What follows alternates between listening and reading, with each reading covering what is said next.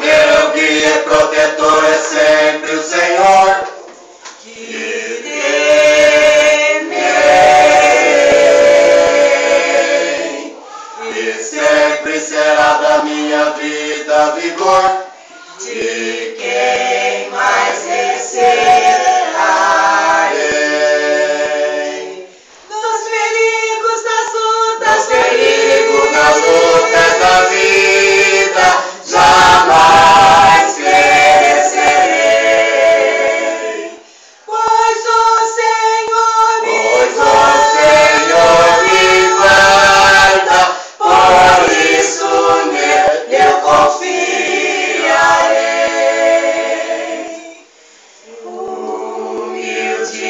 Humildemente peço ao Senhor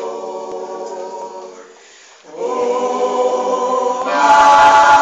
coisa somente, que eu sempre habite na casa do Senhor, que eu sempre habite na casa do Senhor, na casa